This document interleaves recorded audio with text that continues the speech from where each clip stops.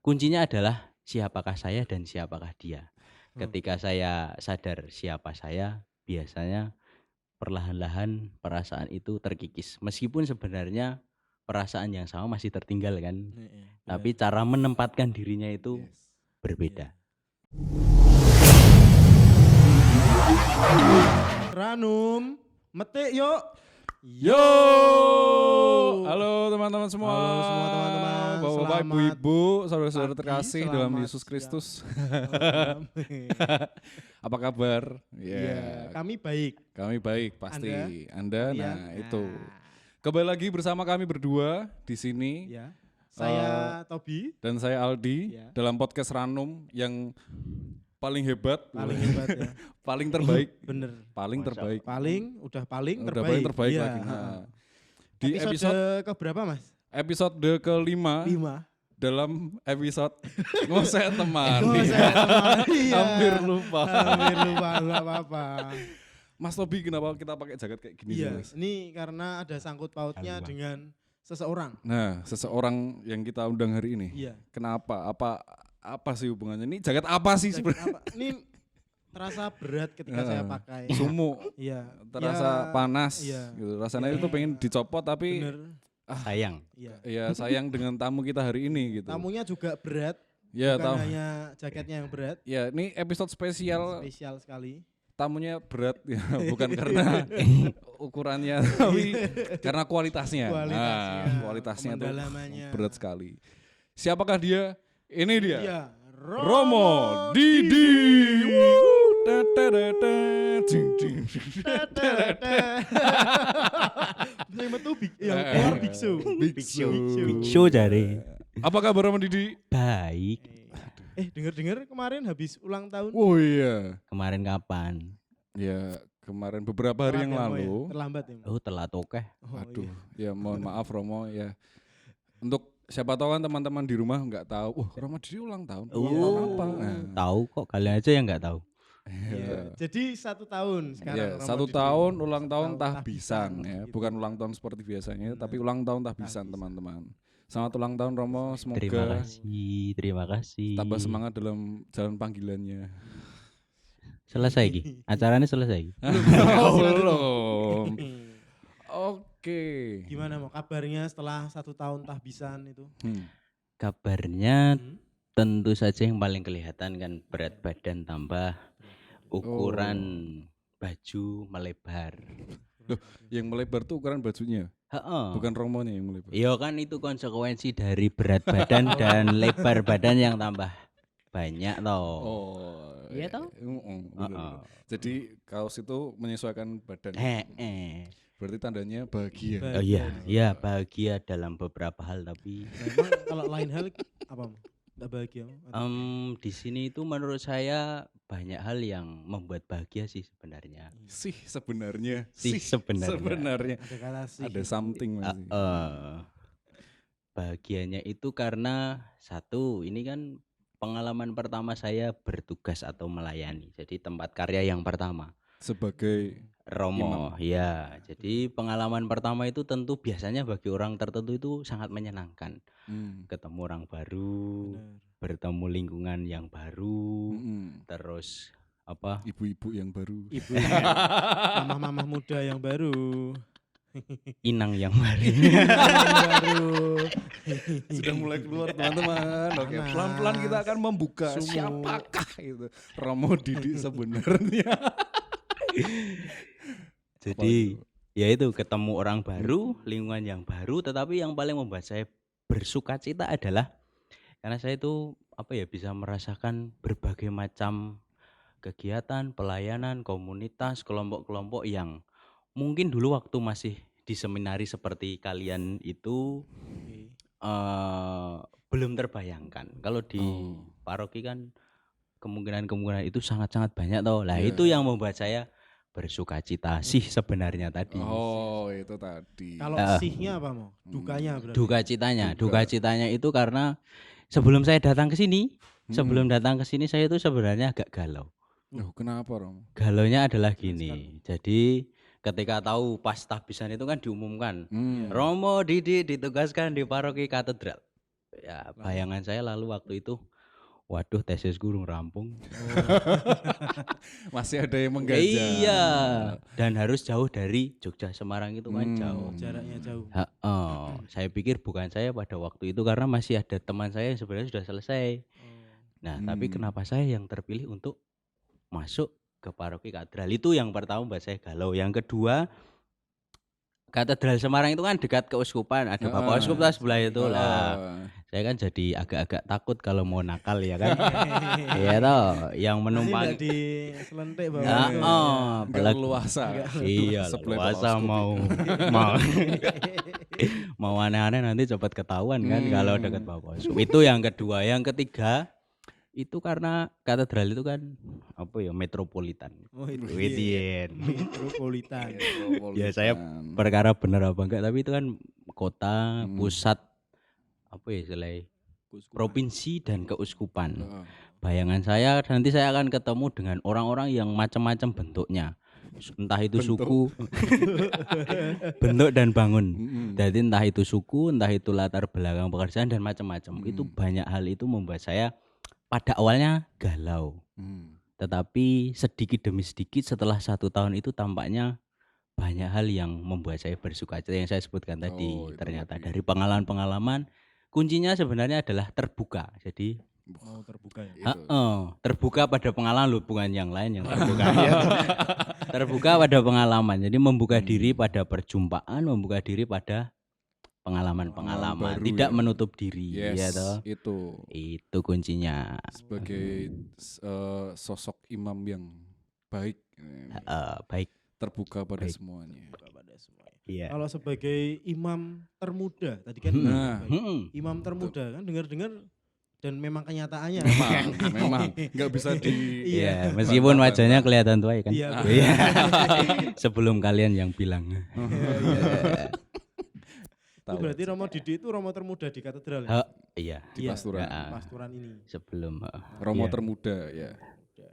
Terus lalu kesannya menghadapi Romo-Romo senior tuh gimana Mo? Entah itu takut atau apa gitu. Oh, kalau menghadapi para Romo yang mungkin lebih senior apalagi ketakutan saya pada waktu itu termasuk hubungannya tadi yang pertama itu kan dekat dengan Bapak Uskup dan teman-teman sekomunitas saya yang sepastoran itu bisa dibilangkan mereka juga termasuk salah satu dewa-dewa dari keuskupan itu. Dewa-dewa. Berarti takut, jadi takut ketika takut ketika wah saya nanti berrelasinya bagaimana seperti itu, mengikuti dinamika mereka yang mungkin orang sibuk punya banyak kegiatan, lalu saya takut di situ sebenarnya. Tapi ketika berjalan setahun ternyata bayangan saya yang tadinya kayaknya penuh dengan ketakutan, nah itu ternyata berbanding terbalik dengan kenyataan. Kenyataan dulu itu malu-malu, sekarang malu-maluin ya. Iya. Tapi emang sudah kelihatan dari dulu seminar ya. Malu-maluinnya ya. Memang sudah kata beberapa teman-teman saya. Teman-temanmu ya. Romo Didi waktu jadi frater dulu tuh emang spesial. Spesial ya. Unik. Makanya spesial kan, tanda kutip. Ketika beliau di katedral kan, wah pasti bakal menarik. Gitu. Tapi menarik, ternyata memang beliau awal-awal merasa takut, merasa masih malu, galau, takut, tidak pede, minder. Pernah nggak sih mau buat mainan, kayak disepelekan? Bukan, maksudnya digo dolanan sama romo-romonya. Kalau dengan dikerjani yang serumah ini. Dong, masa rumah yang lain. Kalau soal kerja mengerjain, bully membuli, dalam hal ini saya lebih menang daripada Romo Yudo. Karena bagaimanapun soal hal seperti itu objek bully itu pasti Romo Yudo. Walaupun Romo Yudo di atas Romo Didi. Tapi paling nikmat dibully memang Romo Yudo. Paling nikmat. Emang pengalaman membuli Romo Yudo itu seperti apa? Membuli Romo Yudo itu adalah misalkan kalau jam makan seperti ini dia pasti makannya paling banyak. Nah, kami selalu mengarahkan supaya dia habis makan paling banyak. Di antara para Romo selalu mengarahkan, Ayo toh rasa isin. Rasa isin toh ya lah. Dan Romo Ido selalu mau. Dan itulah yang membuat kami selalu termotivasi untuk membuli dia. Untuk membuli. Membuli dia. Parah teman-teman. Iya. Ya banyak cara sih untuk semakin mengakrabkan gitu Iya, ya. iya. Tapi Oke. pernah nggak mau apa dengan Romo senior itu? Oh ya, Romo senior yang ditakutin di sini ada enggak? Saya sih sebenarnya bukan takut sih awalnya, tapi mungkin lebih agak sungkan. Jadi sungkan wah. itu, karena saya kan paling muda. Iya. Kalau melihat Romo yang mungkin pengalaman banyak, apalagi sebelumnya saya tidak pernah kenal atau Bertemu. itu kan mungkin agak sungkan. Tapi ya itu butuh proses memang. Dengan Bapak Uskup itu, itu Bapak Uskup itu sebenarnya dulu waktu di seminari akrab sih. Tapi mungkin karena sekarang jadi uskup ya mungkin saya agak Nggak akrab. bukan begitu. Tapi kurang ada waktu bersama. kalau mau saru ya harus sembunyi-sembunyi Iya. dulu. Tidak boleh vulgar di depan umum. Saru. Ya. Satu kata kunci. Saru. Iya. Oke. Itu di katedral ya Romo ya, sebagai Romo termuda udah setahun. Nah kita flashback Romo. Flashback ke masa lalu. Apa nih, Mas Aldi? Aku nggak punya masa lalu. Nggak bukan. mungkin. Apa sih yang membuat Romo Didik seorang Romo Didik ya seorang Mas Didik muda yang dulu itu tertarik untuk tertarik dan terpanggil itu apa yang membuat hal itu? Oke. Benih-benih. Iya. Benih-benih. Kalau ini kan ada yang dulu di Senari kan. Kalau mendengar cerita saya mungkin kalian akan menyesal. jadi awalnya saya itu kan punya kakak yang masuk seminari. Jadi ya mirip Aldi gitulah. Jadi masuk seminari, saya selisih 7 tahun dengan kakak saya. Jadi saya 6 tahun. Saya kelahiran 90, kakak saya 83. Terus dia masuk seminari dulu, selesai, dan kami waktu itu sekeluarga yakin bahwa dia akan meneruskan. Tapi di akhir perjalanan, maksudnya di seminari menengah itu kan 4 tahun. Di jenjang terakhir itu dia mengatakan, wes aku leren wae. Dan itu membuat shock orang tua. Ya wajar tau bapak ibu lalu shock. Nah dalam situasi yang serba tidak menentu itu lalu 3 tahun kemudian kalau tidak salah bapak ibu tuh meminta saya, wes kowe saiki ganti masmu kuwi sing wis metu itu. Maka saya dengan apa ya mungkin agak terpaksa sih, berat hati terpaksa, dan dilalah waktu itu juga belum mendaftar ke sekolah lain karena di awal-awal sekitar Desember atau Januari itu kan biasanya pendaftaran seminari toh. Benar. Saya mendaftarkan kok yo dilalah diterima. Tetapi karena mungkin saya awal-awalnya juga hanya pengen sekolah. Jadi sekolah di asrama, bisa main bola tiap hari, terus macam-macam karena lihat itu loh. Karena dulu waktu naik kunjungan mengunjungi kakak itu kan tahu seminari itu seperti itu. Lapangannya gede. Terus pengen main bola, tapi pada dasarnya saya itu tahun pertama dan kedua itu nggak kerasan. Nggak kerasannya karena saya itu anak bungsu. Wah, kecil, paling Berapa dua bersaudara? bersaudara, saya yang paling kecil. terakhir. Anak bungsu itu kan paling dekat dengan orang tua, paling disayang katanya begitu. Katanya. Tapi ketika itu harus pisah, apa-apa Sendiri. serba sendiri. Nah itu awalnya yang membuat saya tidak kerasan, apalagi dapat Romo Pamong yang bisa dikatakan otoriter. Nah waktu itu sempat tertekan dan kami seangkatan itu mungkin merasakan hal yang sama, nggak kerasan dan seterusnya. Oh memang dirasakan satu angkatan. Jadi Romo Pamongnya emang agak keras, otoriter. Tapi di tahun kedua kami dapat pamong yang mungkin agak bebas. Dan sebagai pelampiasan di tahun pertama, kami di tahun kedua itu nakal. Biasa. Memang itu turun temurun. Siklusnya. Memuncak di situ.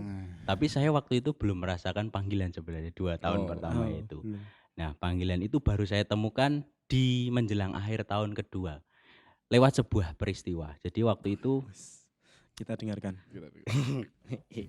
Aku jadi deg-degan gitu. Jadi itu kalau menjelang misa Vigili Paskah itu kan nggak tahu kalau di zaman kalian masih berlaku atau enggak. Jadi waktu itu seminari itu mengadakan yang namanya Pati Geni. Masih. Jadi Jumat Agungnya. jadi nggak ada cahaya sampai Vigili Paskah. Iya. Nah, itu kan harapannya biar menghayati ya. Mm-mm. Tapi bagi orang-orang yang jahat seperti kami ya, itu Saya kesempatan untuk keluar tanpa ketahuan. Iya kan? Kalian senang karena mungkin mengalami. Kalau saya nggak sampai keluar sih mau, karena nggak berani waktu itu. Bang. Iya, waktu itu memberanikan. Bukan memberanikan diri, memang sudah biasa, tapi kan situasi itu Mumpung. Nah, di pojokan seminari itu ada yang namanya toko apa ya, lali aku, toko pojok ya. Iya, toko pojok. Nah, itu waktu itu yang namanya anggur putih cap orang tua itu masih dijual bebas. Waktu zaman kita udah enggak ada. Udah jadi toko bangunan. Bener toko pojok. Tuturannya botol, semen. Toko apa deh. Ya itu beli anggur putih itu dibawa pulang. Saya waktu itu bersama seorang teman yakin bahwa kami nggak ketahuan. Tapi nampaknya nasib itu tidak berpihak pada kami. Jadi kami paginya itu tetap dipanggil oleh Pamong, dan Pamong itu mengatakan kata-kata yang saya masih ingat sampai hari ini. Nek kowe koyo ngene iki, kowe ora pantes neng kene. Itu kata-kata yang sangat masih ingat sampai sekarang. Dan setelah dari kamar Romo Pamong, saya waktu itu apa ya, istilahnya merenung mungkin ya. Meskipun ya enggak sih, jadi apa ngalamun ra cetha ning pinggir kolam gitu. Dengan saya batin, saya kalau memang seperti ini, waktu itu kan Paskah itu kan sudah 2 bulan atau 3 bulan menuju kenaikan toh. Terus mengatakan, nek aku engko yan cen metu mau apa memang keluar itu sudah layak dan sepantasnya. Tapi kalau memang diberi kesempatan, waktu itu saya bernazar, saya berani mengubah hidup saya lebih baik. Dan apa kenyataan di akhir tahun saya diberi kesempatan untuk naik. Dan itulah yang membuat saya lalu berpikir, kok aku ora ditokke, kenapa ya? Kenapa Tuhan tidak melempar saya keluar dan tetap apa ya, mempertahankan lewat para romo staff waktu itu. Nah, saya waktu itu berpikir, itulah pertama kali saya merasakan jangan-jangan Tuhan apa ya, menanamkan benih panggilan itu melalui peristiwa itu. Jadi jangan pernah membayangkan nek dadi romo ki biasane dadi misdinar, dadi apa lektor, dadi apa. Jadi kadang-kadang pengalaman pahit seperti itu menjadi jalan masuk. Pahit, teman-teman. Pengalaman jadi masuk itu panggilan itu. Jadi enggak semuanya yang terpanggil jadi romo itu pengalamannya baik-baik aja. Iya. Bukan karena misdinar, bukan karena lihat romo. Romonya pakai kasullah, saya pingin. Pengen juga. Tapi karena hal-hal jahat pernah dilakukan. Terlalu biasa. Iya, terlalu biasa. Iya. Ternyata memang Tuhan itu memanggil umatnya itu dengan berbagai macam cara. Misteri ya, Mas. Misteri. Itu semua misteri, kita semua nggak tahu. Iya. Bahwa ada yang terpanggil lalu akhirnya keluar ya. Ada. Banyak. Di ruangan ini banyak. Banyak. Suka sebenarnya. Berarti konflik batinnya itu waktu di seminari menengah itu. Ya. Tahun kedua itu ya. Jadi itu nek kalau siapa itu yang penemu apa yang bilang Eureka itu loh, siapa, Archimedes, bukan? Nah itu pengalaman Eureka saya itu di situ itu. Jadi menemukan sesuatu itu dari pengalaman itu. Kalau di seminari tingginya, apakah pernah mengalami konflik batin? Oh sering, sering banget. Apa nih, Mo? Pengalaman atau konflik batin, saya itu paling banyak berkaitan dengan satu, kegagalan, yang kedua adalah soal waktu. Itulah kenapa moto tabisan saya, ia membuat segala sesuatu indah pada waktunya, kayak wong manten-manten itu loh. Sempat dieci oleh Romo Rektor, kalian ki arep tabisan apa mantenan kok temanya itu. Berkaitan dengan dua hal itu, waktu dan kegagalan. Jadi kegagalan itu macam-macam bentuknya, entah itu pengalaman, entah itu apa ya istilah iki, dalam hal yang kelihatan, misalnya soal studi atau soal relasi atau hidup berkomunitas, itu pernah mengalami kegagalan, sekian banyak kegagalan. Tetapi dua peristiwa yang membuat saya pernah mengalami konflik batin yang besar adalah saya itu pernah ingin hampir mengakhiri jalan panggilan itu karena mengalami kegagalan yang besar. Satu soal studi, yang satu soal relasi. di soal studi itu di tingkat berapa ya? Lali aku, tingkat 2 kayaknya. Awal-awal kuliah berarti. Jadi waktu itu kan nek jari Romo seminari itu indikasi paling kelihatan panggilan seseorang kuat itu nek bijine apik, nilai kuliahnya tuh bagus. Nah, waktu itu yang dilalah pas bosok bijine elek itu loh, apa nilainya jelek gitu. Pas nilainya jelek waktu itu dipanggil Romo Rektor dan mengatakan, "Wes kowe nyoba ning njaba sik 3 sasi" gitu. Saya pernah mengalami pengalaman 3 bulan di luar seminari waktu tingkat 2. Pengolahan dulu. Dan waktu itu kan sebelum datang kan pamit dulu. Teman-teman yang terkasih, saya akan apalah itulah kan di misa pagi. Pernah pamit itu. Itu pengalaman kegagalan yang pertama. Terus apa?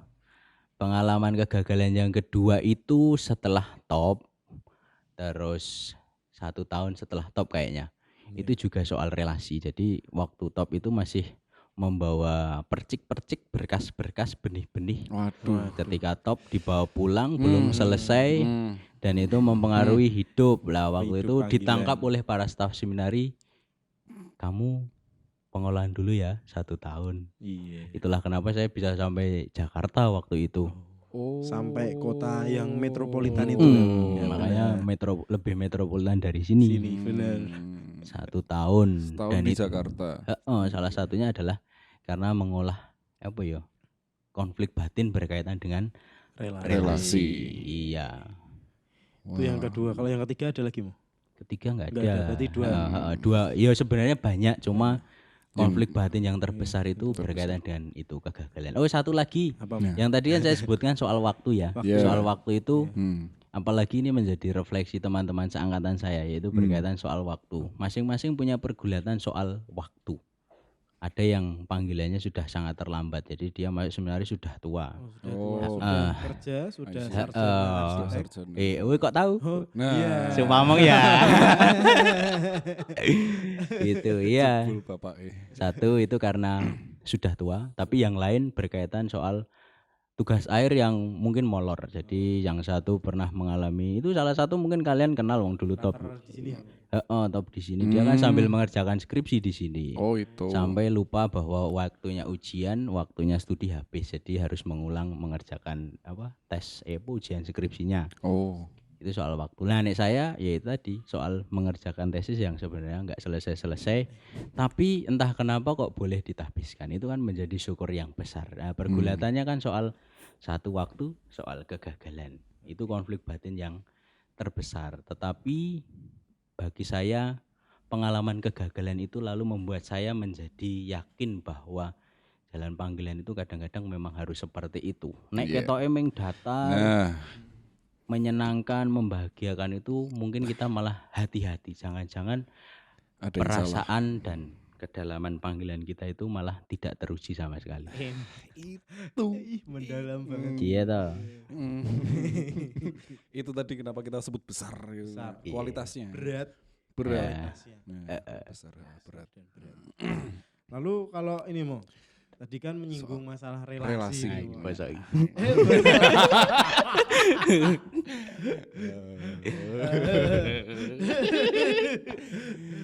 Saya nggak kuat mau ngomong, Mas Ali. Silahkan lanjutkan. Jadi kan Romo kan waktu topper gitu kan, di usia muda. 25 waktu itu. Iya. Di usia saya, saya kebetulan sekarang masih 25 Romo. Nah, pasti kan ada lah gitu masalah relasi gitu. Apakah seberapa besar Romo merasakan hal itu gitu. Dan bagaimana Romo menanggapi hal itu dengan bijak. Kontrolnya tuh gimana?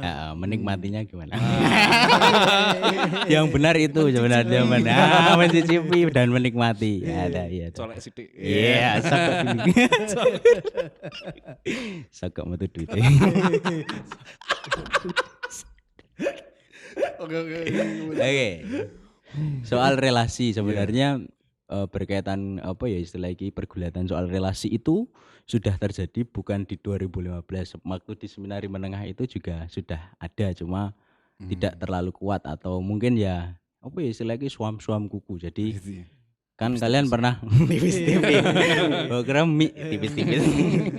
Kalian pernah ikut tekol toh? Oh, enggak. Oh, Wah, pernah. Aduh, Dia sayang. enggak pernah, saya Enggak. Tekol Saya itu kan korban. biasa lah apa jenenge nek ketemu terus anek cinta-cintaan cili-cilian Ah, ngono apa iya. jenenge? Cinta Cinta lokasi, monyet. cinta lokasi, Cinta Deng. Oh, cinta lokasi. Iya toh. Ayo model-model kayak gitulah. Itu pernah terjadi waktu Tekol. di seminar. Nah, yang Ketemu Loyola. anak mana mau Gonzaga. Kan enggak mungkin JB mau. JB apa me? JB apa? Anu. Ketemu anak Loyola. Oh, Loyola. Anak Loyola. Gitu anak Loyola. Dan dia umat paroki. Oh. Itu, pokoknya anak itu. Itu kan pernah tapi enggak lama. Artinya setelah itu yo kan biasa tuh ketemu seneng sidi baru kui kita temenan aja ya. Ngono kae lho. Ya, Biasanya karena kan berakhir kamu gitu. tuh, ya Milik karena Tuhan. aku ada di sini. Ah. Kalau dilanjutin tuh enggak baik. Iya. Iya. Pindah ke sini. Oh, kowe tugas katedral toh. Aduh, Kayak kui aduh. kesempatan. Dewi biyen tau ngene. Iya.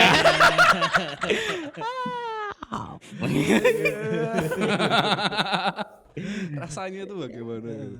Apa yang Iya. dirasakan ketika bertemu kembali? Iya.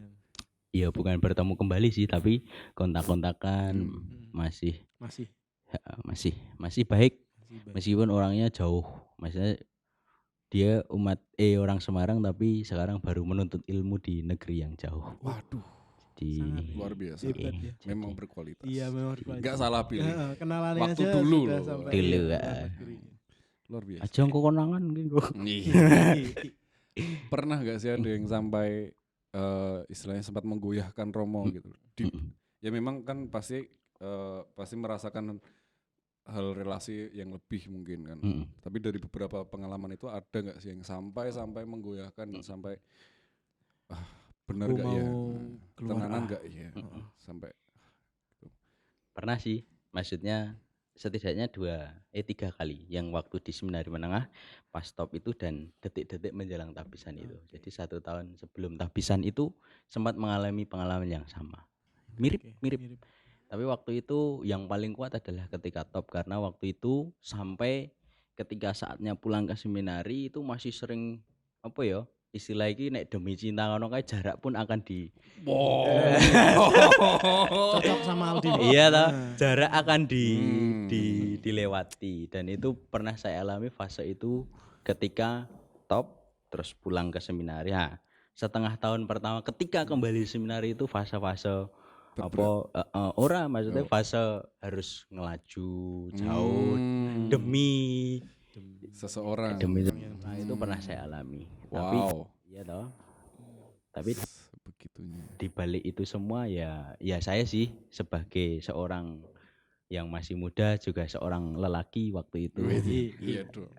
bahwa pengalaman seperti itu tampaknya tidak perlu dicari-cari. Kadang-kadang memang tanpa kita mencari-cari itu pasti akan datang sendiri. Betul. Nah, saya sendiri waktu itu cara kan tadi sempat ditanya cara mengontrolnya bagaimana. Mengolah diri. Tentu pengalaman itu pertama-tama saya nikmati dulu ya toh. Enggak mungkin lalu ketemu langsung tolak wae ngono kan, enggak mungkin toh, dinikmati dulu. Nah, setelah kok ketoke rada sepet gitu kan. Baru waktu itu sadar. Oh iya ya, statusku itu seperti ini gitu. Jadi kuncinya adalah siapakah saya dan siapakah dia. Ketika saya sadar siapa saya, biasanya perlahan-lahan perasaan itu terkikis. Meskipun sebenarnya perasaan yang sama masih tertinggal kan. Tapi cara menempatkan dirinya itu berbeda. Berarti memang istilahnya pengolahan semakin lama semakin istilahnya ya entah muda atau apa ya, istilahnya pengolahan itu kan semakin matang gitu kan. Iya benar sekali. Semakin matang. Lalu dengar-dengar kalau Romo Didi sendiri tuh punya kebiasaan kayak pujangga penyair cinta ya. Enggak juga. Quotes-nya tuh menarik gitu ketika saya lihat statusnya Romo Didi. Waduh. Kok hebat gitu. Something. Itu ya. What happened? Heeh, what Aku happened dengan di quotes-quotes sini, itu. iya. Ha. Aku di sini dan kamu di sana. Gitu ya. Kamu itu siapa? Berkaitan dengan quotes-quotes itu, Iya. itu apa ya? Kadang-kadang hal-hal seperti itu dibutuhkan untuk mengetes atau melihat perasaan seseorang kepada kita. Oke. Misalkan begini, kan itu kan di story ya, di story atau di status IG ya, status WA ya. Ya. Nah, tanggapan orang yang mungkin punya perasaan atau sesuatu yang berbeda kepada kita, biasanya akan digambarkan dengan bagaimana dia menanggapi status Oh. itu. Oke. Kalau pas di sini loh, Iya. pas di sini loh. Jadi saya kadang-kadang mancing. Dengan foto ini foto Nesopo dipasang jebule ono sing komentare rada gimana gitu. Yeah. Nah, itu kadang membuat saya lalu menangkap, oh, ternyata seseorang itu Masih. memiliki Yeah. perasaan tertentu. Hmm. Meskipun kadang-kadang perkiraan kita lalu meleset. Hmm. Tetapi saya biasanya membuat hal seperti itu untuk memancing perasaan seseorang itu dikeluarkan. Wow. Berarti untuk memancing ya, bukan ungkapan perasaan yang belum tersampaikan. Meskipun kadang-kadang di saat-saat tertentu memang yang saya tulis itu perasaan-perasaan yang mungkin tiba-tiba spontan muncul, atau memang hasil permenungan, atau memang sesuatu yang menarik bagi saya, lalu mungkin orang akan terinspirasi dengan itu, harapannya begitu. Oke. Lalu kalau tadi udah masalah cinta, masalah relasi, lalu sekarang mengenai seseorang yang menginspirasi Romo Didi ini. Selama ini, sepanjang perjalanan panggilan Romo, Selama ini, Iya. sosok-sosok siapa? menginspirasi. Tentu saja pengalaman orang yang menginspirasi saya itu yang pertama adalah Romo paroki saya waktu itu. Tidak perlu saya sebutkan. Artinya Romo paroki itu menjadi apa ya istilah iki gambaran bagi saya. Kira-kira nek aku dadi Romo itu gambarannya minimal seperti Romo paroki saya pada waktu itu. Jadi beliau menginspirasi saya dari apa ya istilahnya basa angele itu keteladanan imamat. Itu jadi sosok yang menjadi teladan ketika saya harus menjadi seperti orang itu. Itu teladan. Itu inspirasinya dari pertama-tama adalah Romo paroki. Lalu ini berapa orang? Satu atau banyak? Monggo Romo menceritakan sebanyak mungkin ya nggak apa-apa. Yang kedua itu teman-teman angkatan saya ya. Saya mengakui bahwa teman-teman angkatan saya itu meskipun busuk-busuk ya. Ada yang bersama sampai 14 tahun, ada yang 12 tahun, ada yang baru 8 tahun, tetapi di satu sisi kehadiran mereka itu menghadirkan insight tertentu bagi kehidupan saya. Karena saya yakin mereka itu dikirimkan Tuhan untuk menemani pergulatan panggilan saya. Meskipun saya menyadari angkatan saya itu kan berubah-ubah. Karena ya tadi mengalami pengolahan 1 tahun dan angkatan yang dulu dengan angkatan sekarang itu berbeda. Itulah kenapa kami memproklamirkan diri sebagai Remuan Baik. Remuan Baik itu akibat Teletubbies. Teletubbies apa ya Mas? Nah itu mau gue tanyain. Remuan Baik itu kenapa begitu? Karena kami sebenarnya berasal dari 2 angkatan yang berbeda. Tetapi kami ditinggalkan oleh teman-teman angkatan kami untuk tahbisan duluan. Dan kami yang ditinggal ini merasa bahwa kami itu cuma Remuan Baik. Iya toh, angkatan cuci gudang ndak selak. Cuci gudang. Turahan. Iya, selak entek sego di seminari toh lah. Ya wis lah tahbiske wae gitulah gitu. Kenapa ada istilah cuci gudang dan Remuan Baik itu dari situ. Tetapi meskipun begitu saya bersyukur bahwa memiliki 3 teman yang meskipun ya busuk, memiliki pergulatan berbeda-beda, tapi itulah teman terbaik saya sampai sekarang itu. Kenapa Teletubbies? Ya Teletubbies kan itu paling gampang dilihat dari ukuran. Iya toh. Jadi Teletubbies itu ukuran 4 orang itu. Iya, kalian kan melihat fotonya bisa bayangin sopo yang tinggi-tinggi, siapa Dipsi, saya siapa Lala, siapapun. Saya Dipsi ya. Imut tapi ireng. Kok coklat. Iya. Apa nih yang coklat? Coklat kan warnanya kan pekat gitu. Pekat tapi manis. Iya, kelet. Ditambahi lagi. Tipis-tipis lah ya, melenceng-melenceng enggak apa. Diminum dulu Romo. Oh, boleh. Haus semua. Nah, itu Adem ya banyak. adem orang kayak dia. Kayak es krim adem. Terus Terus kalau sekarang tuh apa Mas Aldi? Berarti hanya 2 itu Romo yang mau oh istilahnya. iya ding, belum. Yang terakhir adalah Bapak Uskup. Woi, kenapa Bapak Uskup? Bapak Uskup itu Bisa jadi inspirasi. sebelum menjadi uskup Keuskupan Agung Semarang itu adalah pembimbing rohani saya. Oh. Jadi saya dari tingkat 1 sampai ketika saya di Jakarta. Itu waktu tabisan menjadi uskup itu saya pas di Jakarta. Jadi Oh. Ya ikut habisannya. ikut sih, Oh ikut. ikut bersyukurnya tetap ikut habisan, tapi waktu itu ya karena ya seperti orang lain itu karena kan biasanya kan datang dengan komunitas atau saya tetap Dengan jubah sendiri gitu ya. sendiri saya tetap sendiri. Tapi saya bersyukur bahwa orang yang selama ini mengetahui pergulatan hidup saya saat ini memiliki tugas yang besar. Dan di satu sisi saya kehilangan sosok karena saya menganggap beliau ya seperti bapak rohani, artinya banyak hal dalam hidup saya termasuk konflik batin, pergulatan berkaitan dengan relasi macam-macam hal itu beliau tahu. Dan setelah menjadi uskup praktis tidak banyak hal atau tidak ada kesempatan bagi saya untuk apa ya istilah lagi Ngobrol. ketemu lagi ya. Paling ya sekarang ketemu pripun Romo ngono kae. Mesem-mesem batinku wis ngerti ndak takon-takon.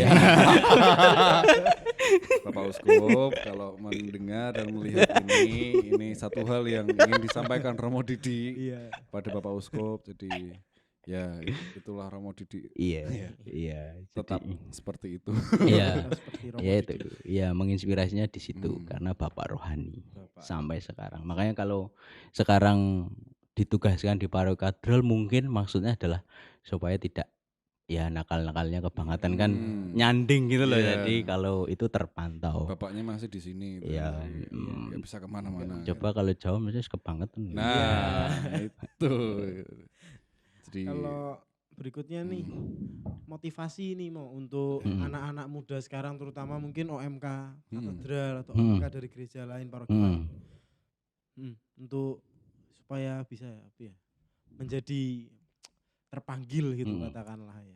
antara terpanggil dan istilahnya untuk semakin apa ya mengolah hidupnya lebih baik. Oh. Ini berkaitan supaya anak-anak muda itu termotivasi menjadi sosok imam, biarawati atau banyak. Ya kita seimbang aja lah Ya, ya. Kita beri waktu dalam podcast ini untuk istilahnya mengolah panggilan. Ya, mengolah panggilan. Yang jelas dari pengalaman tadi kan saya di awal mengatakan mungkin ketika kalian mendengarkan apa yang saya sampaikan tadi, mungkin teman-teman menjadi percaya diri bahwa ing atas sih koyo ngono iso dadi romo. Saya mau mengatakan bahwa jangan pernah merasa diri kita itu tidak mampu atau tidak mempunyai sesuatu untuk dipersembahkan. Karena apa? Karena saya juga mengalami hal seperti itu dulu. Artinya saya menganggap bahwa banyak orang yang mungkin lebih bagus, maksudnya lebih tampan daripada saya itu satu. Lebih pintar juga lebih banyak, ada banyak. Yang lebih punya talenta macam-macam juga banyak. Mereka juga pernah istilah lagi pernah serumah menjalani hidup panggilan. Tapi kadang-kadang menjadi lucu dan menjadi aneh. Kenapa justru orang yang seperti saya itu justru yang dipilih dari orang yang mungkin bagi saya itu lebih baik. Itu mau menjadi motivasi buat teman-teman juga bahwa kadang-kadang kita itu merasa diri, aku nggak bisa, aku itu nggak mampu.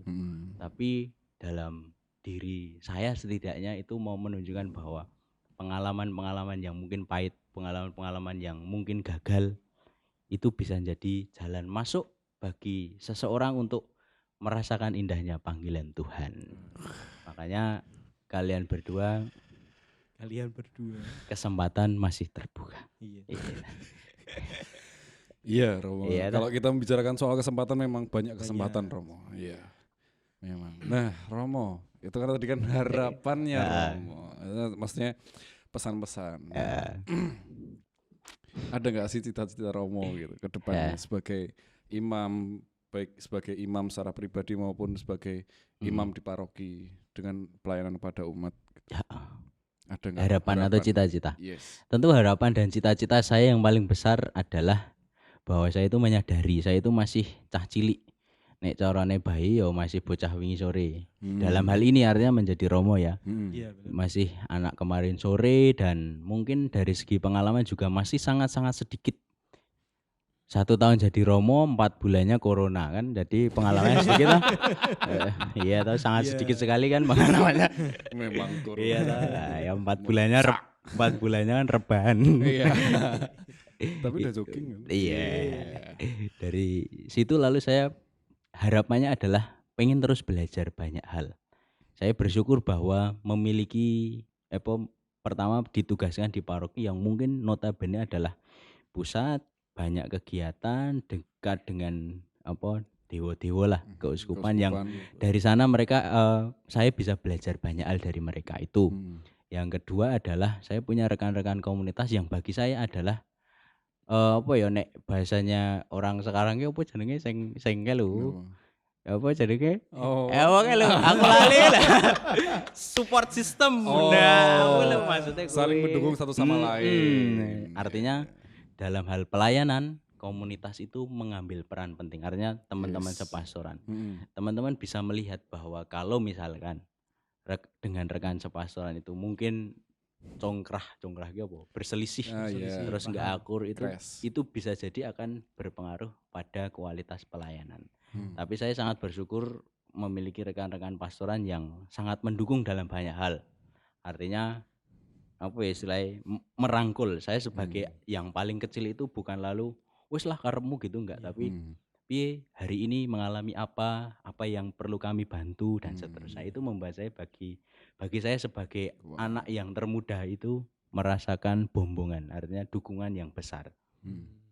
Maka kesempatan untuk belajar itu tentu saja menjadi cita-cita yang baik. Di samping yang paling utama adalah nanti ke depan jauh ke depan maksudnya jauh ke depan itu karena kan dulu saya terikat oleh ketaatan dan kesetiaan. Ada orang yang mengutus saya meskipun sak nakal-nakale saya, itu sak beling-belingnya saya masih terikat pada hal itu. Maka ketaatan dan kesetiaan itulah yang mungkin akan terus digulati dengan pelayanan-pelayanan, tugas-tugas dan tanggung jawab yang diberikan kepada saya. Iya, apalagi mumpung deket gini kan. Aduh. Kok aduh. Mau keluar malam aja ya. Gimana? Kan harus taat itu tadi. Iya. Kaul ketaatan itu memang luar biasa lah untuk mengolah diri.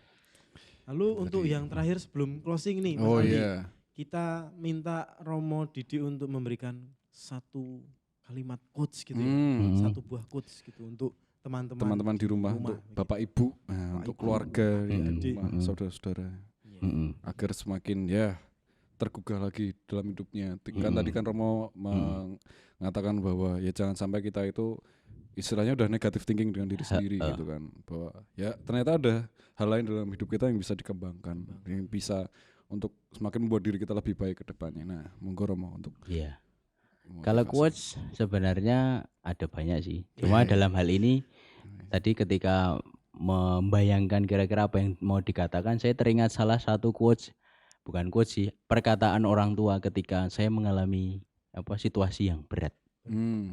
Kata-katanya seperti ini. Nek iki dalanmu mesti mengko ono dalan. Artinya mengatakan begini.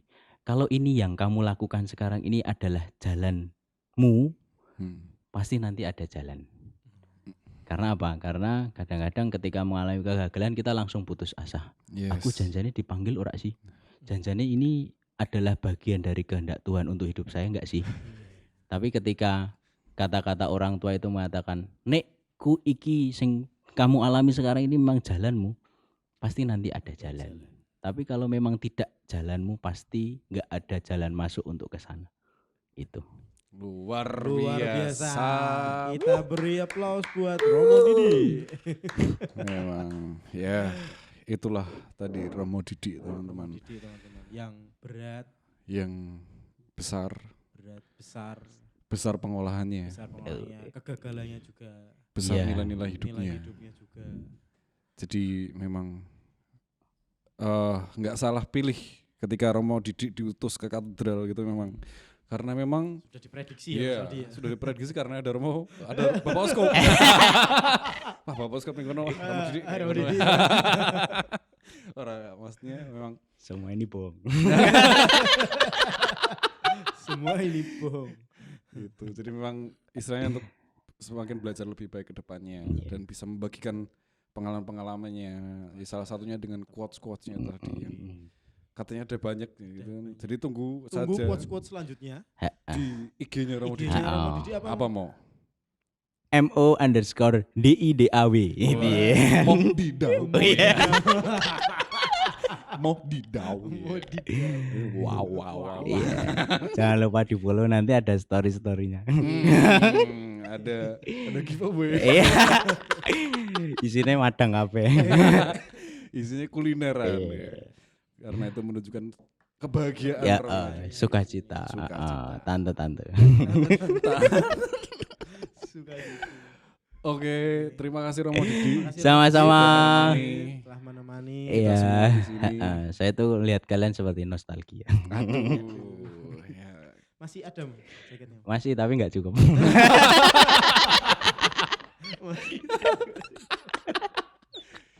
Kalau punya saya tuh sebenarnya udah saya figura di rumah. Terus tak pajang gitu tau, ben lah jadi masa lalu. Iya, Mas. Tapi khusus karena Romo Didi itu saya lepas, saya hancurkan figuranya Romo. Saya pakai lagi gitu. Biar Romo tuh wah ada nostalgia. mungkin dia tuh ada kenangan-kenangan gitu. Iya. Memicu ingatan kenangan-kenangan. Loyola. Loyola itu tadi.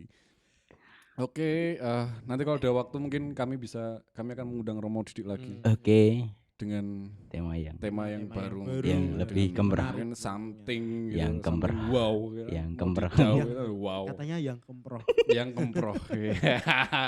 Satu kali ini nanti kita akan kemproh. Becek. Guyon. Iya. Bercanda. Semua itu bohong. Semua itu bohong. Oke teman-teman, segitu dulu dari kami. Tetap stay tune di channel rumah YouTube masing-masing. kita, Oh iya, di channel kita. di Spotify juga, di Spotify podcast juga. Ranum juga.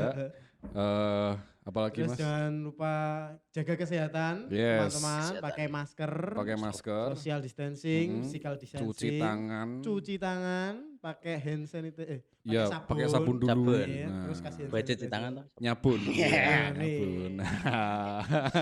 Yang penting tetap bersih semuanya ya, tetap makannya Clean. harus sehat.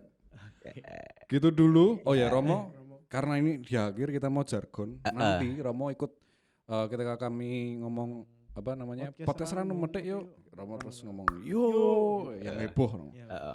Sing bergairah. Sing gelewer.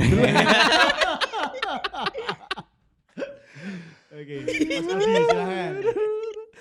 Oke. Podcast Ranum Medek yuk. Yo.